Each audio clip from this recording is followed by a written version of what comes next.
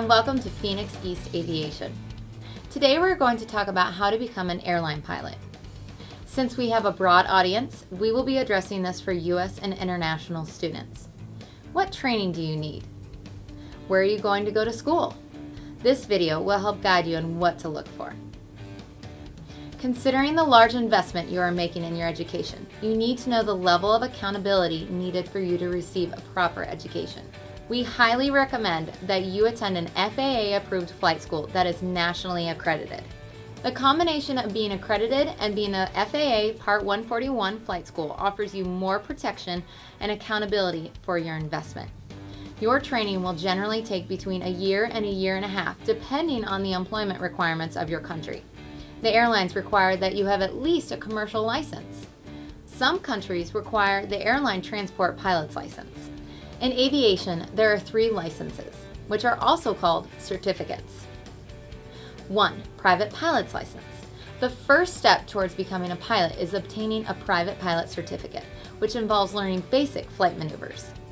2. Commercial pilot's license. Commercial pilot training allows you to work for compensation and hire. 3. Airline transport pilot's license. The ATP is the highest level of flying certificates. It requires 1,500 hours of flight time and the highest level of precision flying. In many countries, you can get employed with having completed the commercial license with the instrument and multi-engine rating.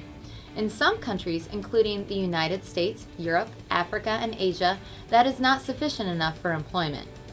These countries require that you have more experience in order to become an airline pilot. How do you get more experience if you cannot get hired? How do you bridge the gap between completing your commercial license to land that job as a first officer? What most students do is go through their instructor courses as a way to get more experience to meet the minimum requirements to get hired. There are 3 instructor courses. 1. Certified Flight Instructor, CFI. This allows you to teach students to become a private and commercial licensed pilot. 2. Certified Flight Instructor Instrument, CFII. This allows you to teach students to become an instrument-rated pilot. 3. Multi-Engine Instructor, MEI. This allows you to teach students to become a multi-engine rated pilot. Most schools will hire you upon completing the CFI and CFII. Once you are employed as an instructor, you will be able to build your total flight hours to the minimum requirements to get employed. Flight instructing is the most cost-effective way to build your experience.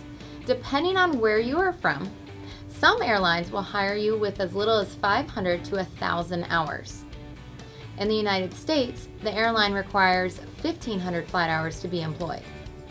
Once you have managed to receive 1,500 hours, you can take the training for the airline transport pilot's license.